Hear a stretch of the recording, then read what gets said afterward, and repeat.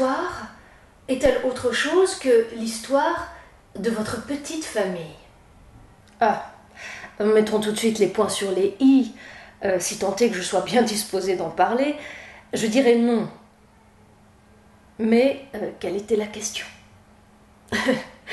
Non, je ne renie pas ma petite famille, mais c'est le cadet de mes soucis, comparé à ma grande famille, celle qui a donné un sens au sang qui coule dans mes veines. La France. Sans langue de bois, propre aux mesquins et aux mesquines, dites-nous ce que vous pensez de Marine. Elle a un sacré mérite. Elle a un sacré mérite, mais elle ne peut pas aller plus vite que la musique, et c'est ça sa limite. Parce qu'en politique, il faut tirer avant et réfléchir après. Et elle n'a toujours pas compris qu'il ne s'agit pas d'être inflexible, mais de faire fléchir sa cible.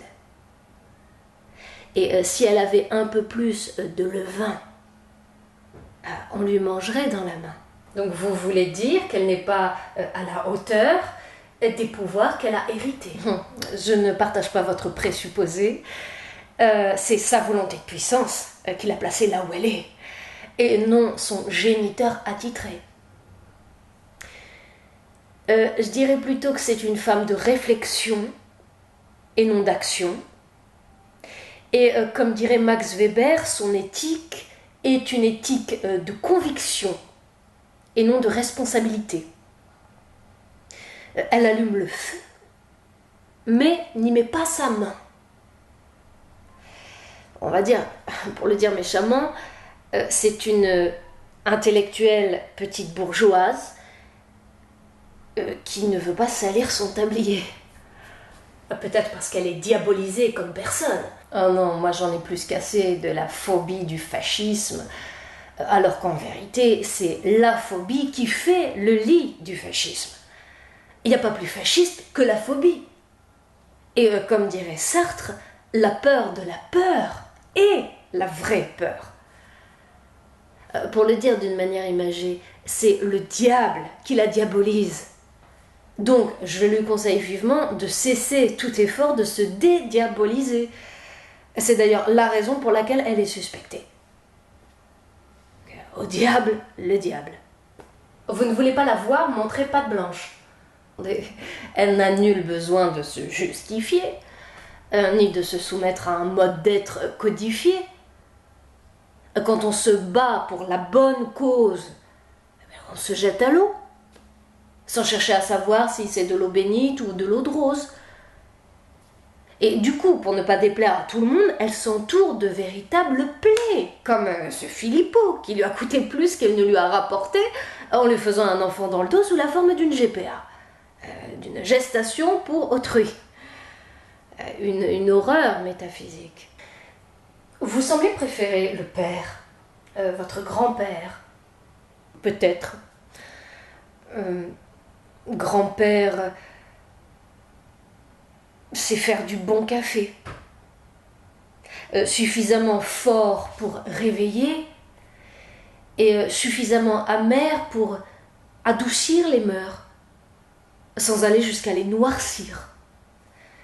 C'est franc du collier.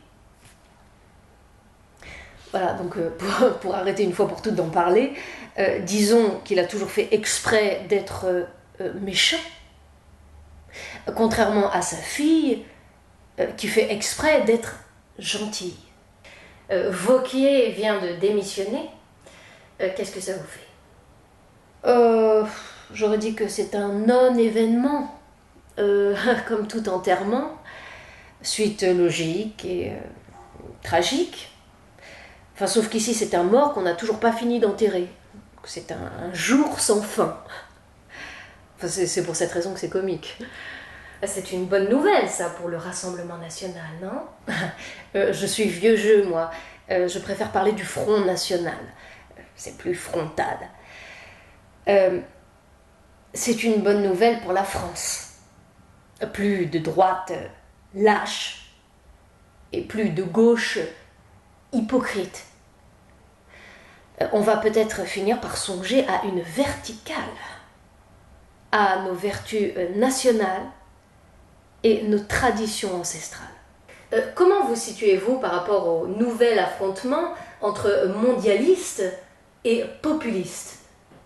Je le nommerai autrement, ce clivage, qui se situe pour moi entre patriotes et apatrides, entre des gens qui savent d'où ils viennent et des gens qui ne savent pas où ils vont. Et que deviendrait le Rassemblement national si on débarrassait du problème de l'immigration? Contrairement à ce que vous insinuez, le problème de l'immigration n'est pas un artifice électoraliste ou un argument démagogique pour opposer les Français de souche aux Français qui louchent.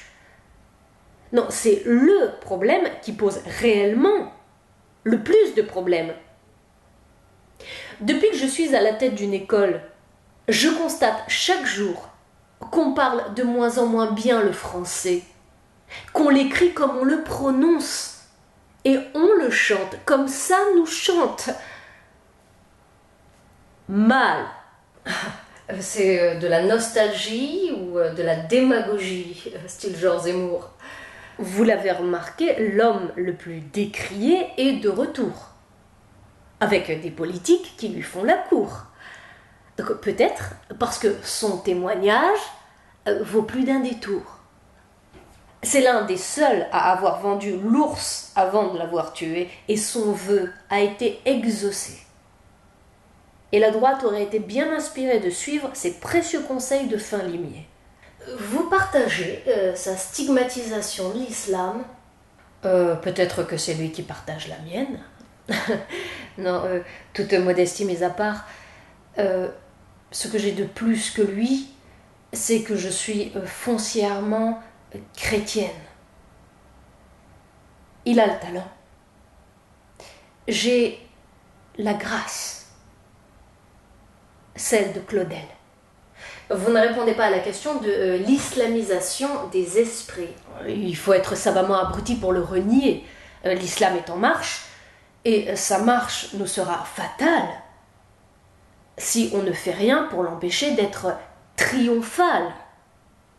Donc oui, je voudrais mettre fin à l'immigration arabo-musulmane. Oui, je suis pour mettre fin au regroupement familial. Oui, je suis pour mettre fin au droit du sol. Oui, je suis pour mettre fin à cette colonie de peuplement qui ne dit pas son nom et que certains appellent le grand remplacement.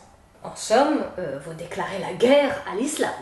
Ah, c'est-à-dire que vous créez une diversion en inversant les termes en question, comme le font tous les laquais, tous les perroquets.